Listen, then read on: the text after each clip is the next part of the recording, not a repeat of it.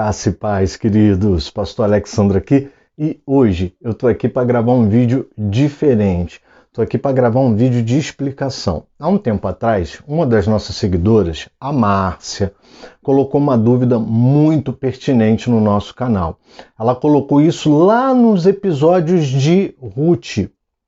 Se eu não me engano, foi o episódio 24, algo desse tipo. Ela colocou que ela já tentou ler a Bíblia, tentou ler o Antigo Testamento, mas realmente que ela teve dificuldades nessa leitura por causa da linguagem do Antigo Testamento, provavelmente. E aí eu achei a dúvida dela muito show de bola e resolvi gravar um vídeo, porque a dúvida dela pode ser a dúvida de muita gente. Na verdade, Márcia, eu já queria gravar esse vídeo falando sobre o hebraísmo, porque eu sempre falo do hebraísmo nos meus vídeos, mas nunca parei para explicar. Quem já é de igreja, quem já está na igreja e estuda, eu digo aí uns 10 a 15% da igreja talvez tenha conhecimento sobre o que é hebraísmo, entende exatamente o que eu estou querendo dizer, porque já é uma linguagem, digamos, familiar à comunidade evangélica, comunidade cristã que estuda a Bíblia, tá certo? Então, assim, quando a Márcia colocou essa dúvida, eu resolvi gravar esse vídeo para poder tirar essa dúvida, tá bom? Agora, eu queria começar lendo uma passagem bíblica e você vai entender o porquê que eu estou lendo a passagem bíblica, tá? Se você me vê me movimentar muito é porque está a Bíblia de um lado, o computador do outro, está batendo reflexo em mim, no óculos, não reparem, mas eu preciso da minha cola porque para gravar o vídeo eu fiz um roteiro legal para explicar. E eu tenho certeza que muita gente vai tirar bom proveito desse vídeo e vai começar a entender a Bíblia melhor, tá certo, amado? Bom, advertência número 1. Esse meu vídeo aqui não é para criticar a Bíblia, ok? Eu sou da linha do texto receptus, ou seja, eu não sou crítico, eu aceito a Bíblia com integridade e acredito na inerrância bíblica. Ponto. Isso aqui eu estou falando para os teólogos, tá? Não é para a Márcia e nem para o pessoal que vai tirar dúvida com o vídeo, não, tá bom? Os teólogos entenderam o que eu quis dizer. Eu creio na Bíblia com integridade. É óbvio que nós devemos fazer as interpretações da forma correta. A partir do momento que eu faço uma interpretação inteligente e contextualizada, ou seja, a nossa Bíblia, ela não precisa ser atualizada como tem os heréticos aí falando, não. A nossa interpretação é que precisa ser inteligente e contextualizada. Se eu, na hora que estou lendo a Bíblia, interpreto a Bíblia, o termo, a forma literal de algo que já não existe mais no nosso tempo, eu preciso ter a inteligência de saber que, se eu interpreto com esse objeto que era dessa época, eu vou trazer o mesmo sentido para a minha época, salvo os exageros, mas sabendo que só vale para mim o sentido, porque o objeto já nem existe mais. Então eu vou trazer a interpretação, vou contextualizar essa interpretação. Isso é o básico, tá? É para gente inteligente e gente honesta, né? Porque a gente está cheio de teólogos aí desonestos que querem mudar a mensagem bíblica. Então olha só, eu quero ler aqui, ó, 2 Timóteo, capítulo 3, verso 16. Toda a Escritura é inspirada por Deus e útil para o ensino, para a repreensão, para a correção e para a educação na justiça. É nisso que eu creio, tá bom? Eu quero iniciar esse vídeo falando essa passagem para a gente não ter dúvida, para a gente não ter problema, tá bom? Show de bola, Márcia, show de bola, galera que me segue. Então vamos lá. Bom, o que acontece, gente? A Bíblia, ela foi escrita por homens, não tenha dúvida disso. E ela foi escrita por mais ou menos 40 autores no espaço temporal de 1.600 anos. Ora, a gente já tem que imaginar o seguinte, 40 autores são 40 cabeças diferentes, 40 pessoas diferentes, 40 ofícios diferentes. Muito embora muitos eram profetas, muitos eram homens ligados à prática religiosa, mas a prática religiosa na época bíblica era algo normal, fazia parte da vida cotidiana das pessoas. Então, falar isso é chover no molhado.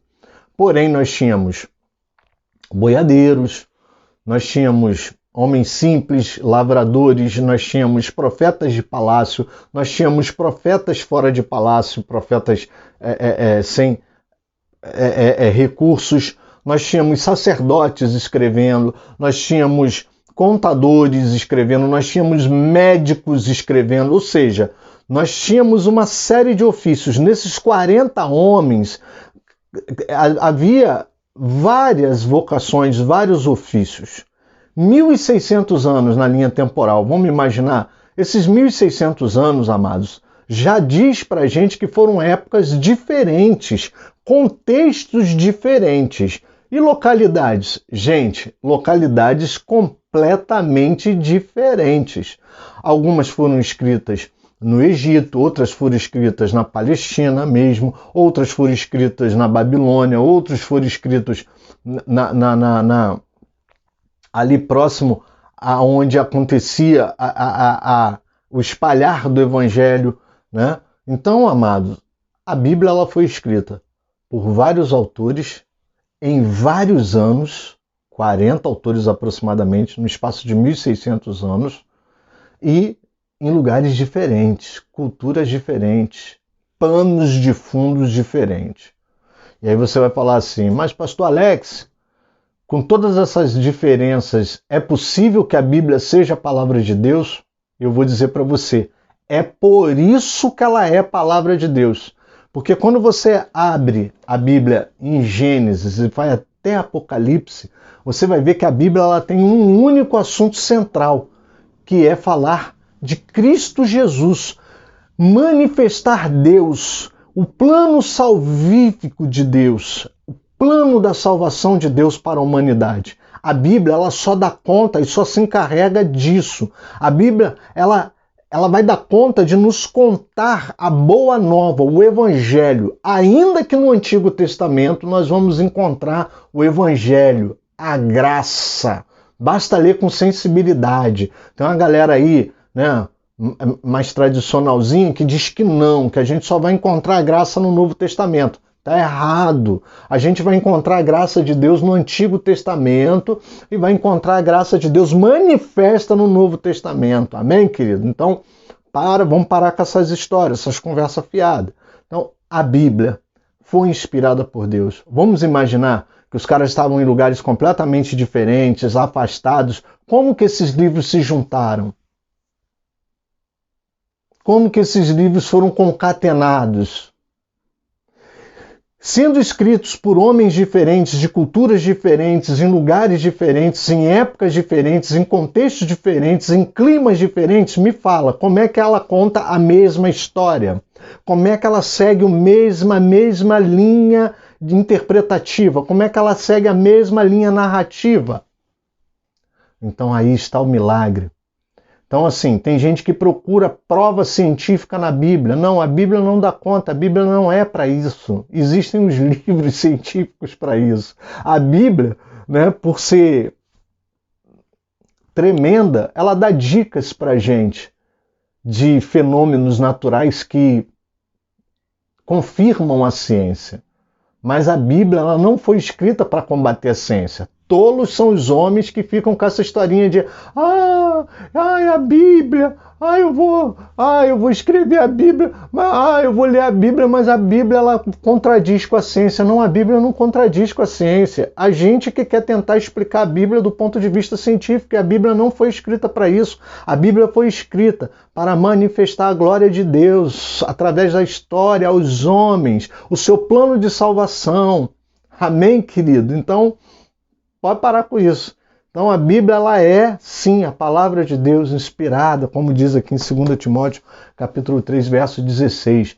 Nos próximos dias aí eu vou gravar alguns vídeos para combater algumas heresias que têm surgido aí. Amém? Bom, vamos lá. Seguindo aqui o meu rascunho, A Bíblia, ela está repleta de vamos dizer assim, duas figuras de linguagem. É a linguagem alegórica e a linguagem hiperbólica. Eu vou explicar isso para você. E isso faz parte do hebraísmo. O que é hebraísmo? Hebraísmo, conjunto de atividades ou de maneiras próprias dos hebreus ou judeus. Assim eles eram conhecidos. Então, quando a gente fala hebraísmo, é uma expressão, uma locução peculiar à linguagem hebraica. É uma linguagem muito intencional, alegórica e hiperbólica. Mas o que é isso? Vamos lá. Uma linguagem alegórica é uma linguagem que utiliza expressões com significado que vai além do literal. Então a gente tem que tomar cuidado com essa linguagem alegórica, porque a linguagem alegórica ela fala para você assim, notebook, mas esse notebook você entende como um computador de portátil, literal. Mas a linguagem alegórica ela quer te levar além do que você entende literalmente. No Brasil, a gente tem muito exemplo disso, né? A gente tem muita expressão alegórica aqui no Brasil. A gente tem expressões que ultrapassam o literal. Não é bem o literal que está querendo se dizer, e sim algo mais. Tá certo? Tranquilo? Bom. E o que é a linguagem hiperbólica? A linguagem hiperbólica é uma linguagem que se utiliza, é uma figura de linguagem que se utiliza de exageros para dar sentido de intensidade, intencionalidade. Ou seja, ela usa esses exageros para dar noção de muito, pouco, pouquíssimo, para dar intensidade à ideia ou para dar intencionalidade à ideia. Então, vamos lá. Figura de linguagem alegórica é aquela que utiliza alegorias. Ela pega um objeto que está descrito e escrito como literal, mas que vai além do literal. E eu vou dar exemplo aqui. E aí a gente tem que ter olhos abertos na Bíblia, porque às vezes o literal não explica, confunde, e a gente precisa olhar além do literal para entender o sentido real do que está sendo falado. E o hiperbólico, a figura de linguagem hiperbólica é aquela que traz exageros para conotar intensidade, quantidade, seja excessiva ou seja uma quantidade menor, bem diminuta, vamos dizer assim, e para dar intencionalidade. Então, era muito comum no hebraísmo se utilizar isso. Então, eu vou dar vários exemplos de figuras de linguagem para que vocês entendam, tá bom? Então, vamos começar. Para entender a alegoria, a gente vai em Mateus 11, de 28 a 30. Mateus 11, de 28 a 30, diz assim, olha, vinde a mim, todos os que estáis cansados e oprimidos, e eu vos aliviarei. Tomai sobre vós o meu jugo. Opa, segura essa palavra aí, jugo. E aprendei de mim, que sou manso e humilde de coração, e encontrareis descanso para as vossas almas. Porque o meu jugo, de novo a palavra jugo, é suave e o meu fardo é leve. Parou. Vamos entender o que é a alegoria aqui? O que é jugo? Quem é da roça vai entender mais rápido. Se você não é da roça, vai no Google, bota jugo, escreve lá e vai na opção imagens. Ele vai trazer várias imagens para vocês, tá? O que é o jugo? O jugo é uma peça de madeira grande, larga, e que servia para ser colocada aqui, ó, no lombo dos bois. Ou seja, o jugo ele parece uma asa, assim, ó, de madeira. E essa asa é colocada em cima dos dois bois. Esse jugo ele era atrelado à carroça ou simplesmente ele unia os dois animais para que eles não se separassem e dividissem a carga, dividissem o peso dos fardos que a carroça ou os próprios animais estavam puxando. Aí você deve estar pensando assim, pastor, Jesus no livro de Mateus, capítulo 11, 28 a 30, estava chamando o pessoal de jegue, de boi? de burro, de mula, de cavalo? Não, amado. Jugo, já na época de Jesus, era uma expressão usada pelos sacerdotes, era uma alegoria. Toda vez que um candidato chegava para um sacerdote e falava assim: mestre, eu quero ser teu discípulo, o sacerdote perguntava para ele: você vai suportar o meu jugo? O que significa jugo? Jugo unia dois animais, ou seja, eram duas perguntas em uma só. Suportar o jugo era duas perguntas em uma só. Você vai andar junto comigo, meu discípulo, e dividir e comungar das mesmas ideias que eu tenho sobre as Escrituras? Porque cada sacerdote tinha uma interpretação da Escritura, tá? Isso não é do nosso tempo, não. Isso já é de muito tempo atrás, tá bom? E o peso da responsabilidade daquele ministério, daquele sacerdote, o discípulo iria suportar também? Vocês entenderam como é que a palavra jugo? Jugo é essa peça de madeira que liga dois animais que puxam a carroça ou que levam um peso. Mas o que Jesus estava querendo dizer aqui? Ele estava querendo ir além. E ele fala assim, olha, tomai sobre vós o meu jugo, aprendei de mim. Olha como é que agora o jugo, como é que a palavra jugo encaixa direitinho com aprendei de mim. Se fosse uma linguagem estranha naquela época, ele jamais usaria essas duas expressões, porque ia dar incoerência textual. Então, tomai sobre vós o meu jugo, aprendei de mim, que sou manso e humilde de coração, e encontrarei descanso para as vossas almas, porque o meu jugo é suave e o meu fardo é leve. Sabe por quê, amado? O jugo dos fariseus naquela época contava com cerca de 600 mandamentos para serem seguidos. Na época de Jesus, um fariseu ele tinha que ter de cabeça decorado 600 mandamentos que eles conseguiram extrair da lei mosaica. Então, o ensino dessa lei, o ensino o cumprimento de leis que até caducaram com o tempo, era pesado demais. Então se tornava um jugo pesado, um fardo pesado. Então Jesus diz que o jugo dele é suave, ou seja, não machuca, porque as pessoas vêm voluntariamente, e o fardo é leve, ou seja, não tem esses 600, né? Até porque qual é o mandamento? Ele substituiu todos os mandamentos. Não sei se você sabe daquela passagem que vem um fariseu, alguém da lei, e pergunta: Senhor, qual é o maior mandamento? E ele fala: amarás o teu Deus sobre todas as coisas e amarás o próximo como a ti mesmo. Jesus resume os 600 em 2. Amém, amado? Tranquilo? Então, isso é uma linguagem alegórica, porque vai além do sentido literal. Tá? Agora, você pode encontrar jugo no sentido literal e hiperbólico em Isaías capítulo 10, verso 27. Ele fala assim, e acontecerá que naquele dia que a sua carga será tirada do seu ombro e o seu jugo do seu pescoço. Ora, quando ele fala jugo do pescoço, ele está usando jugo aqui de forma literal, porém existe alegoria. Porque, na verdade, ninguém andava com jugo no pescoço. Muito embora... Por que a gente está dizendo que é literal? Porque quando Isaías profetizou, ele estava falando sobre o exílio babilônico. E sim, amados, muitos escravos foram levados, muita gente exilada foi deportada com jugos no pescoço. Jugos literais. Jugos literais. O próprio profeta Jeremias vai usar um jugo desse no pescoço para simbolizar o exílio. Então, mas agora vem o hiperbólico. E o jugo será despedaçado por causa da unção. Olha, imagina um jugo despedaçando do nada. Igual aquelas cenas da Marvel, né? Da Disney. Imagina.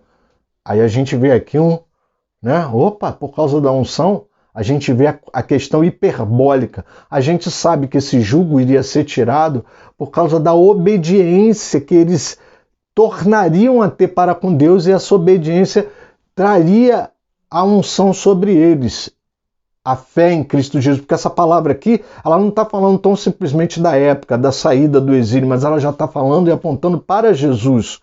E Jesus vai quebrar o jugo com a unção.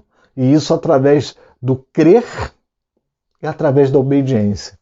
Então, Consegue entender? E aí a gente parte daqui, tá? A partir desse exemplo.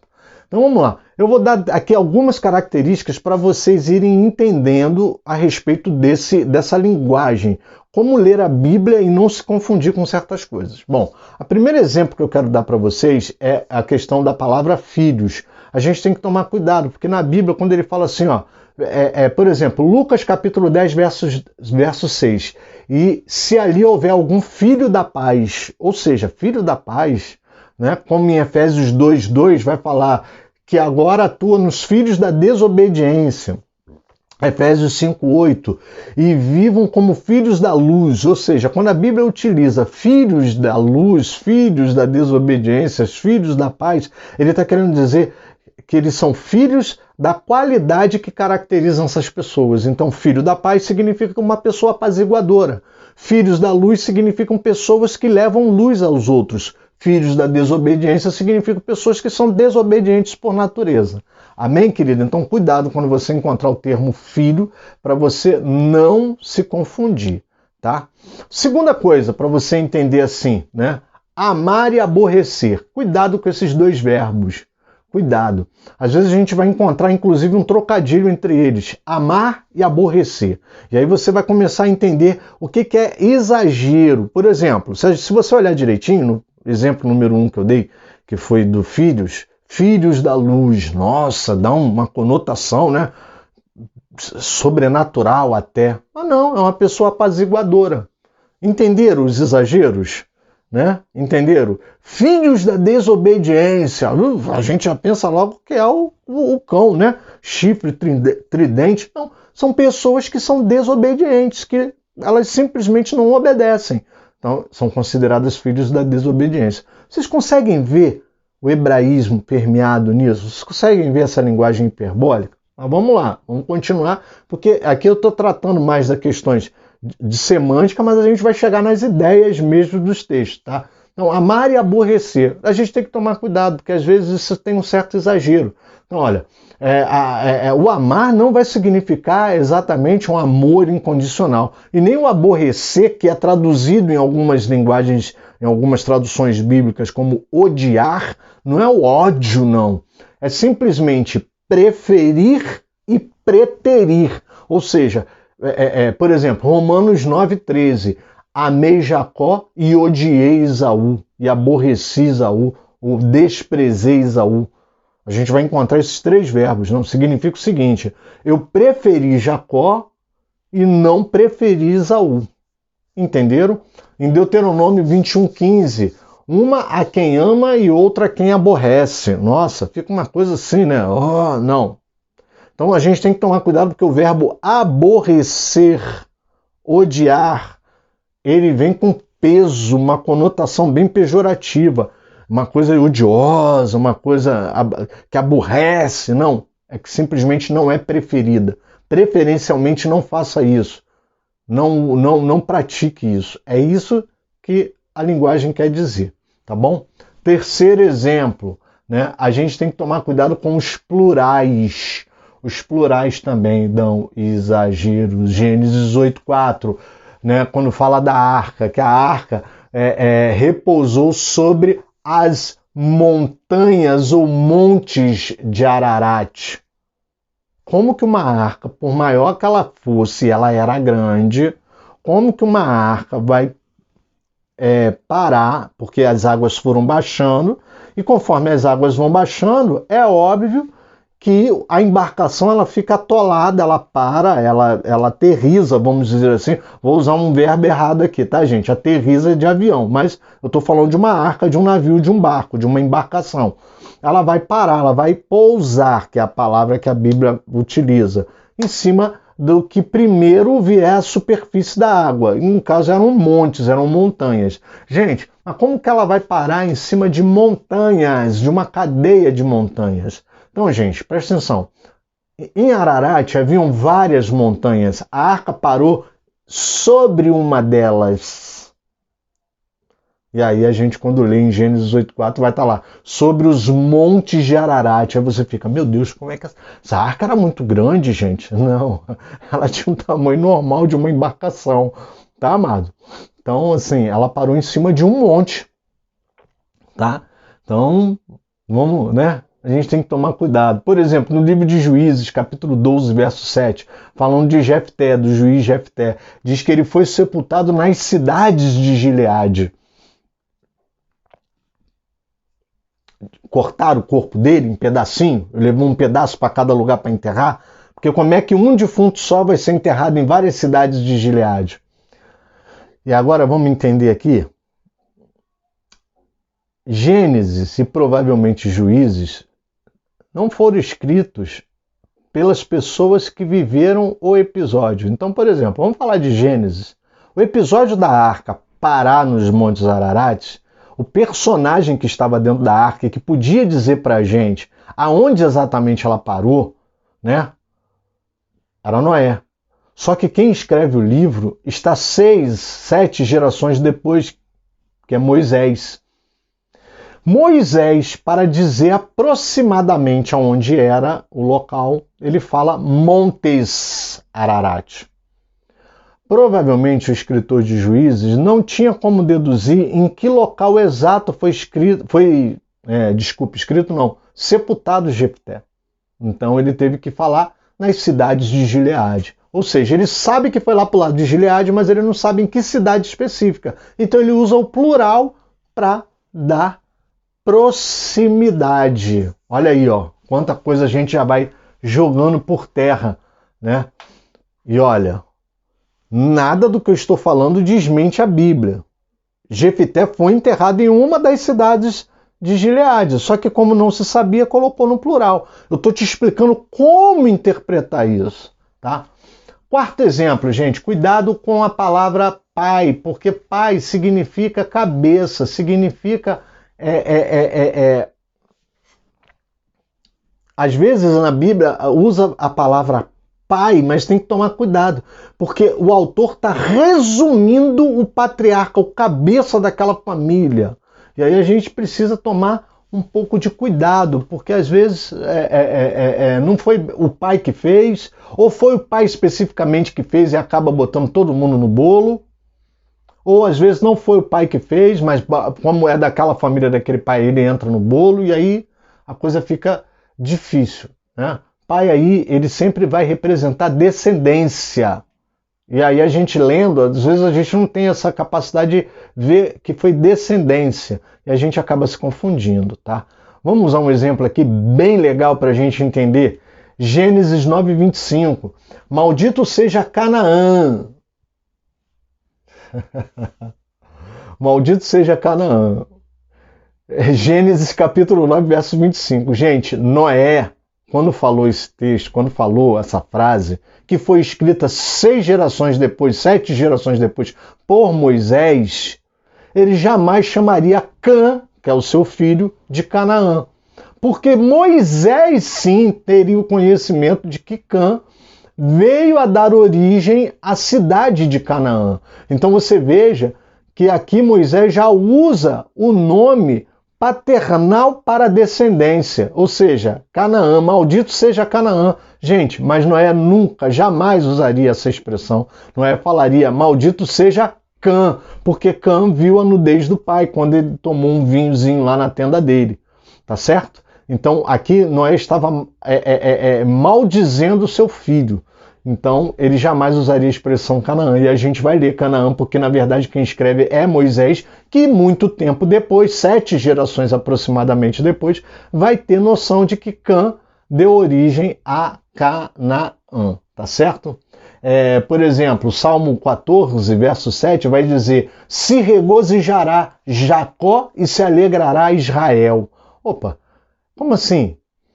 Afinal de contas, quem é que está alegre? É Jacó, aquele homem que atravessou o val do Jaboque, que lutou com o anjo, ou Israel? Ou será que Israel significa Jacó? Porque, na verdade, Deus mudou o nome de Jacó para Israel lá no val do Jaboque. Consegue compreender? O salmista, que escrevendo isso posteriormente, tem noção de que o nome dele foi mudado. Ele usa as duas expressões para dizer que Israel, e pasme, aqui, gente, Jacó, ele não está falando de o homem Jacó, e sim da descendência. Ele está falando de Israel, no Salmo 14, verso 7. Então olha o exagero aí, tanto para mais como para menos, porque olha o exagero para menos. Falar que uma nação se alegrará usando o nome de Jacó é um exagero para menos, né, gente? Vamos lá. 5. O uso da palavra filho. A gente tem que tomar cuidado, gente, porque o uso da palavra filho necessariamente não está falando que o cara é filho daquela pessoa. Não está falando da relação filho e pai, pai e filho ali diretamente. Quando fala filho, às vezes o cara é da família, tá? Às vezes é primo e fala que é filho. Por exemplo, em Gênesis 46:11, vai identificar os filhos de Levi. Levi teve 3 filhos, Gerson, Coate e Merari. Isso a gente partindo do princípio que talvez na genealogia só tenha entrado filhos homens, pode ser que ele tenha tido mais filhos. Olha aí já um exagero, mas tudo bem. Aí em Números 16:10, quando Moisés vai conversar com Corá, que é um cara que está se rebelando contra o sacerdócio, né, de Arão, aquela coisa toda, ele fala assim, olha, todos os teus irmãos, os filhos de Levi, gente, Corá não podia ser considerado irmãos de todos os filhos de Levi. No máximo alguém ia ter que ser primo de 2º, 3º grau dele, né? Compreenderam isso? Tá? Por exemplo, em 2 Samuel 9:6, falando assim, ó, vindo Mefibosete, filho de Jonatas, tá certo aí, tá? Mefibosete é filho de Jonatas. Filho de Saul, opa, não, ele não é filho de Saul, ele é neto de Saul. Entenderam isso? Aí, mas o escritor sagrado vai dizer que ele é filho de Jonatas, filho de Saul. Não, Mefibosete é filho de Jonatas, neto de Saul. Mas olha aí a palavra filho sendo usada com certo exagero, né? E no verso 7 o rei Davi vai falar, restituirei as terras de Saul, teu pai. Olha a palavra pai aí sendo usada aí com exagero, porque as terras de Saul eram terras do seu avô. Ele estava falando com Mefibosete, tá? E 6º exemplo, vamos lá que tem muito exemplo aí, tá? O número 10, o uso dos números no hebraísmo é complicado. Gente, 10 significa vários. Por exemplo, quando Jacó vai reclamar com as suas esposas em Gênesis 31:7, ele fala assim, mas vosso pai me enganou e mudou meu salário por 10 vezes. Muitas vezes. O 10 significa muitos, não significa que ele mudou 10 vezes, né? Mas muitos. Por exemplo, em Daniel, capítulo 1, verso 20, diz que os caras que entraram na dieta de Daniel, né, e que obedeceram ele, né, Daniel e os seus amigos, eles eram 10 vezes mais doutos do que os outros jovens que estavam ali na presença do rei da Babilônia. Amados, foi feito teste de QI na época para saber se eles eram 10 vezes mais capacitados que os rapazes que estavam lá. Entenderam como é que os números eles têm certo exagero? Por exemplo, 40 significa muitos. Muitos. Em Ezequiel 29:11 diz que não passará por ela pé humano e nem será habitada por 40 anos. Gente, na verdade, só o domínio babilônico, a gente tem aí o Medo-Persa, que vem depois, durou 43 anos, então 40 já estaria furado, tá? Por exemplo, a cidade de Persépolis é conhecida como a cidade das 40 torres, mas tinha muito mais que 40. Então a gente tem que tomar cuidado com os números. O 7 e o 70 aponta para números grandes de totalidade, mas números perfeitos. Números que trazem a ideia perfeita. Então, Provérbios 26:16 diz que mais sábio é o preguiçoso do que os 7 homens, ou seja, aos seus próprios olhos, o preguiçoso se acha mais sábio do que 7 homens, ou seja, ele é um completo idiota. É isso que a passagem quer dizer, porque 7 homens de sã consciência é comparado ao inverso, né, uma comparação inversa ao preguiçoso que aos seus próprios olhos se acha mais sábio do que 7 homens, ou seja, ele é um completo idiota, porque 7 significa completo, né? O Salmo 169, versículo 164, né? 7 vezes por dia te louvo. Salmo 169, Salmo 119, tá? Perdão. Salmo 119, verso 164, diz, 7 vezes por dia te louvo. Pode ser, amado, que esse salmista religiosamente fizesse essas 7 louvações durante o dia, mas significa que ele louva a Deus por completo, tá certo? Então a gente tem que tomar cuidado com os números, tá? A gente tem que tomar cuidado com os números no hebraísmo, porque eles exageram. Eles usam arredondamento assim, ó, gente, brincando. Por exemplo, vou te dar um 7º exemplo de número que não tem nada a ver, nem com 10, nem com 40 e nem com 7 e 70. Por exemplo, um arredondamento que a gente nunca vai entender. Em Juízes 11, 26, diz que Israel, enquanto Israel habitou 300 anos em Esbom. Não foi 300, foi 293. Então, olha como é que dá uma arredondada aí. Bota 300. Aí você deve estar pensando aí na sua cabeça, nossa, eles eram desonestos. Não, isso é na nossa cultura brasileira. Na deles, não. Na deles, toda aproximação era arredondada. Eles não faziam isso para enganar ninguém. Era um número arredondado e faz parte da cultura e da figura de linguagem deles, do hebraísmo, tá certo? Por exemplo, Juízes capítulo 20, 35, quando você chega em Juízes capítulo 20, 35, vai dizer que naquele dia morreram 25.100 homens diante de Israel. Quando você chega no capítulo 46, que diz que 25 mil morreram, quer dizer, já está dando falta de 100. Mas fala no versículo 47 que 600 homens fugiram. Faz a conta, gente. Se 25 mil morreram. Peraí, mas tinha 25.100. Mas 600 fugiram? Como é que bate essa conta? Vocês estão entendendo? Os números eram aproximados. Amados, vamos entender? Há 2.000 anos atrás, mais, né? Esse caso aqui, a gente vai tratar aí de quase 3.000 anos. Como era possível contar homens por cabeça? A contagem era feita como hoje a estimativa da polícia militar para grandes movimentações é por metragem quadrada. Então isso não é estranho na nossa época. Apenas a gente desconhece que na Bíblia isso era feito com maior propriedade, ou seja, de uma forma menos científica, vamos dizer assim, de uma forma mais empírica. Pronto, usei a linguagem certa aí. Tá? Exemplo 8. Ações que não eram executadas diretamente por seus autores, mas eram atribuídas a ela. Então, por exemplo, João 4, de 1 a 2. João 4, de 1 a 2 vai dizer que Jesus batizava mais que João Batista. Mas, gente, o próprio versículo vai dizer que Jesus não batizava, que quem batizava eram os seus discípulos. Jesus não praticava, ele não batizava ninguém. Quem batizava eram os discípulos. Então, como que Jesus batizava mais que João Batista? Né? Já João Batista batizava mesmo, porque foi ele quem batizou o próprio Jesus. Né? Vamos lá, os sábios aí de plantão, né? Vamos lá, os teólogos que devem estar assistindo para ver que eu estou falando besteira, né? Também, né?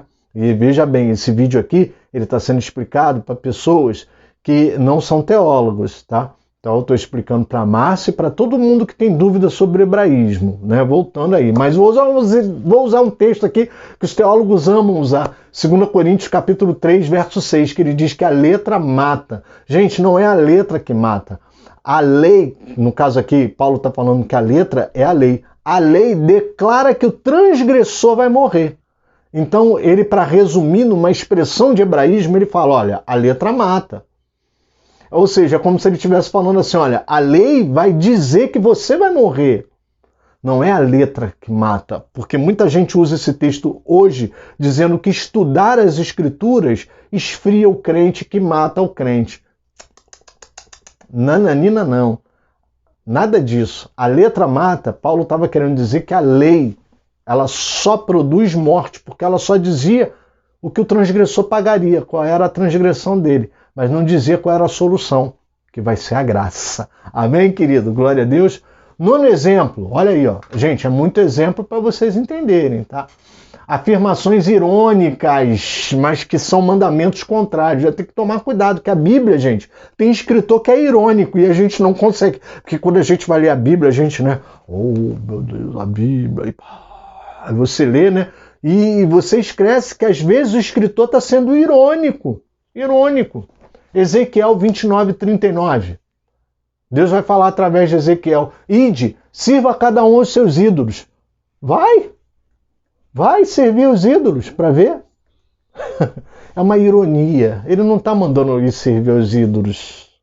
Ele não está mandando. Era muito comum no hebraísmo, quando alguém insistia em fazer alguma coisa, a pessoa, era comum, era uma gíria do hebraísmo, vamos falar assim, dizer assim: então vá, faça conforme o teu coração.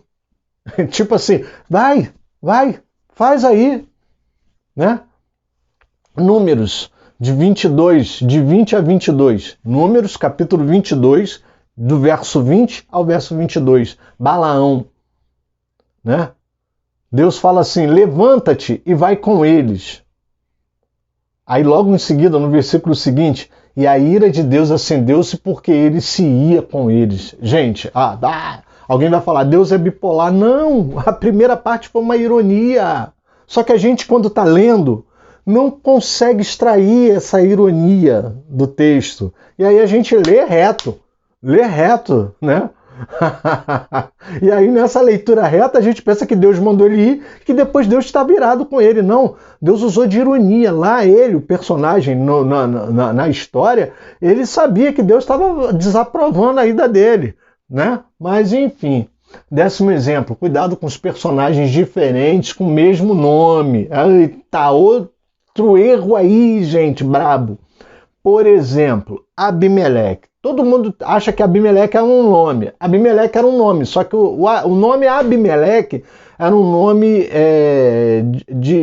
como é que eu vou te explicar? Abimeleque era um tipo de nome de título. Significa meu rei ou meu pai. Então, Abimeleque podia ser um patriarca de uma família ou um rei de uma tribo. Então, Abimeleque. Então, cuidado, porque olha só, em Gênesis 20:10 tem um Abimeleque que conhece Abraão. Mas em Gênesis 26:16 tem outro Abimeleque que conhece Isaac. Não é o mesmo Abimeleque, tá? Não é. Juízes 9:39 vai ter um Jotão e um Abimeleque também. Então, cuidado, amado. Cuidado, que a gente tem mania de achar que é o mesmo Abimeleque para tudo, e não é. Eu vou te dar um exemplo do Novo Testamento para você entender. César. Isso confunde todo mundo, porque quando Jesus nasceu, César estava lá. Quando Jesus foi crucificado, César estava lá. E depois, Paulo vai apelar para César. E aí você vai falar assim, meu Deus, esse César vive muito, né? Ele é igual a rainha da Inglaterra. Não era o mesmo César, tá? No nascimento de Jesus era César Augusto. Na morte de Jesus era César Tibério. E quando Paulo apelou para a corte, apesar do cara ser chamado de César, não era César, amado, era Nero. Pode? É isso aí. Então, cuidado, tá? 11º exemplo, eu ia falar 11º, gente. Como é que pode, né? A gente fica tão entretido com o vídeo que a besteira vai saindo e a gente não vê. Então, 11º exemplo. A Terra Santa. A gente tem que tomar cuidado com isso, que existem lugares que têm vários nomes na Bíblia. Então a Terra Santa é chamada de Canaã. Tá? A Terra Santa é Canaã, ponto. Mas ela também é chamada Terra de Israel, Terra da Judéia, Palestina, Terra dos Pastores e Terra Prometida. Tá, amado? Então ela leva todos esses nomes na Bíblia. Tá? Êxodo 15:15, 1 Samuel 13:19, Hebreus 11:9. Então, tá aí para você entender. E agora eu vou trazer algumas questões bíblicas para a gente acabar o vídeo que já está grande. Eu vou trazer algumas questões bíblicas que a gente precisa entender. Que aqui não se trata de números, mas são ideias hiperbólicas que estão dentro do exagero. Por exemplo, Josué na conquista da Terra Prometida. A gente tem que tomar cuidado com isso, porque em Números, capítulo 33, verso 52, diz: lançarei fora todos os moradores da terra diante de vós, e destruirei todas as suas pinturas, também destruirei todas as suas imagens de fundição, desfarei todos os seus altos. Tudo dá ideia de totalidade. Quando você chega em Josué capítulo 1, dá ideia de totalidade também, né? Quando a gente chega em Josué 23:1, todos os seus inimigos, né? 24:13, Josué 24:13, e vos dei a terra que não trabalhastes. Mas quando a gente chega em Juízes 1:1, a gente vê que ainda faltava terra para ser conquistada. E a cronologia de Juízes é pós-Josué. Juízes capítulo 2, verso 2, diz assim, ó: e deixaram ao Senhor, Deus de seus pais, que os tirara da terra do Egito, e foram após outros deuses, dentre os deuses dos povos que haviam ao redor deles, e adoraram eles, e provocaram o Senhor a ira. Quando você lê o livro de Juízes, você vai ver que tem uma passagem mais à frente, se eu não me engano, no capítulo 5, mais à frente, que Deus vai falar: eu mandei vocês tirarem esses povos daí, vocês não tiraram. Então, assim, amados, toda aquela totalidade da conquista da Terra Prometida, de fato, ela não aconteceu. Então, o escritor, na hora da promessa, na hora da fala, na hora da... vai botar, porque tirarei todas de todo mundo, né? Mas a gente sabe que hoje é assim. A gente, por exemplo, vou dar um exemplo para você. Idealiza uma festa. Quando você idealiza uma festa de aniversário, de 15 anos, de casamento, festa de bodas, você idealiza de um jeito. Mas quando você chega na prática, você sabe que aquela festa não aconteceu totalmente da forma que você queria. Era exatamente isso que acontecia com a escritura. O cara escrevia, na hora da escrita, que ele recebia a palavra promessa, isso ia com peso grandioso, mas na prática, para aquilo acontecer, denotava vários recursos que muitas das vezes, por causa do pecado do próprio povo, aquilo não acontecia, tá? A ordem dada a Saul sobre a morte dos amalequitas, né? Em 1 Samuel, capítulo 15, verso 3. Vai, pois, agora e fere Ameleque, e destrói totalmente tudo que tiver, e não lhe perdoes, porém matarás desde o homem até a mulher, desde os meninos até os de peito, desde os bois até as ovelhas, desde os camelos até os jumentos. Porém, não tinha arma, gente, em Israel suficiente para fazer isso tudo. 1 Samuel, capítulo 13, verso 22. E sucedeu que no dia da peleja não se achou nem espada nem lança na mão de todo o povo, que estavam com Saul e com Jonatas. Porém, acharam-se com Saul e com Jonatas, seu filho. Ou seja, no reino de Israel só tinham 2 espadas. Como é que é fazer aquela matança toda, gente? Então, na verdade, a morte dos amalequitas aqui é um exagero de linguagem, porque, assim como a conquista da terra, também é um exagero de linguagem. A gente precisa tomar cuidado com esses exageros. Não daria para matar a nação toda dos amalequitas. Na verdade, o que Deus estava solicitando era a tomada da capital e do reino dos amalequitas, ou seja, o rei seria morto, porque naquela época simbolizava a conquista do império, e todos os conselheiros, todos os guerreiros, aqueles que oferecessem algum tipo de ameaça para Israel. Isso significava acabar totalmente com os amalequitas. E não acabou, tá, gente? Fica claro. Quando Davi matou Golias, né? Um pouco depois, Davi ele vira comandante do exército de Saul. Claro que Davi já tinha conquistas militares, mas, gente, o cântico das mulheres foi um exagero, né? As mulheres, em 1 Samuel, capítulo 18, verso 7, né? A gente vai ver o cântico das mulheres, né?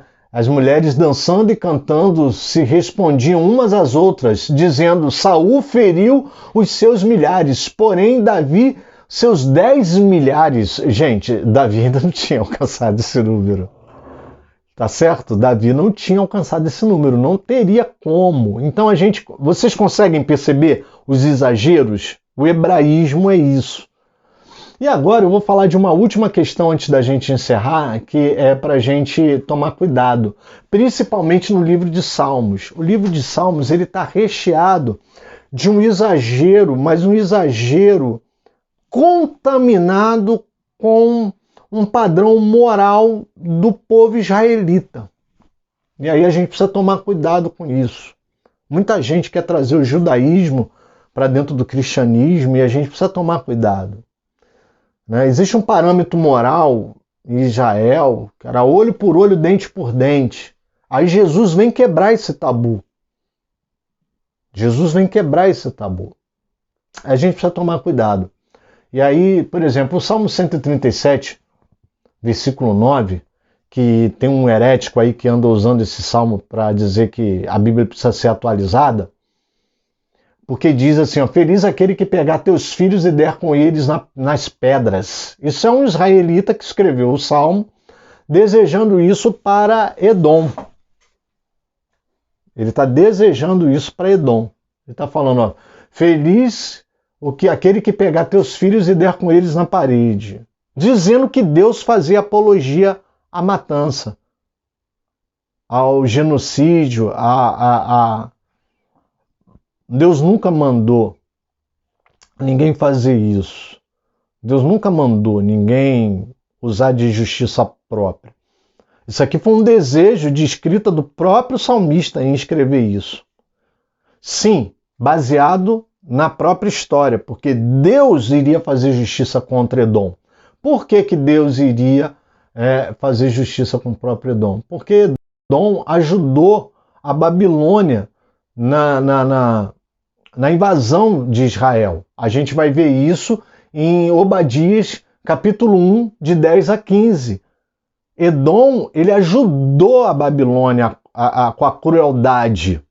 Edom se aproveitou daquele momento dos seus irmãos, porque Edom, gente, é Esaú, irmão de Jacó. Então era para Edom não ter tomado partido. Tipo, ó, tá pegando lá para Israel, deixa eles. Mas Edom tomou partido, então Deus vai fazer justiça. Porém, ao contrário do que se pensa, em Gênesis capítulo 36, verso 8, Deus orienta o povo, Deus vai orientar ao povo se desviar, né? Porque Edom não deixa Israel passar. Você vai ver isso em Números capítulo 20, verso 20 a 21. Edom não deixa o povo de Israel passar por as suas terras. E aí eles têm a orientação de sair, de passar de lado, não passar por Edom. Não é Gênesis não, tá, gente? É em Números que isso acontece. Gênesis 36, 8 é para você entender que Esaú virou Edom. Então a gente precisa tomar cuidado, porque o que acontece? Deus é quem vai fazer essa justiça. Está em Obadias, capítulo 1, de 10 a 15. Deus dizendo que vai fazer justiça com relação a Edom. Então ninguém mandou o salmista pegar e dizer que feliz é aquele que tacar os seus filhos na parede. Na verdade, aquilo fica registrado para se saber que havia-se uma mágoa de Israel para com Edom. Mas não para que se fizesse isso. Era um desejo mesquinho, um padrão de moral que havia no israelita, que hoje nós não devemos imitar porque não bate com o padrão moral do cristianismo. Então, cuidado quando você lê o livro de Salmos. Você tem que ler Salmos entendendo que, isso bate com o padrão cristão? Padrão moral cristão? Ótimo, bateu. Agora, não bateu? Deixa de lado, porque isso faz parte da cultura hebreia. Tá certo, amados? Muito obrigado. Márcia, eu espero ter respondido.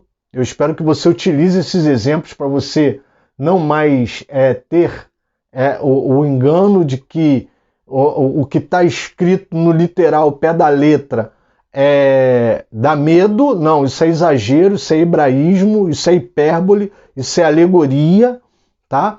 Mas isso não tira a santidade, não tira o poder, não tira a autoridade das Escrituras. Elas continuam sendo a nossa regra de fé e prática. Amém, Márcia? Amém, todos os que estão me seguindo. Então, se você tiver dúvida, deixa aqui embaixo, coloca aqui embaixo nos comentários a tua dúvida, tá bom? E outra, uma coisa que eu quero falar para vocês.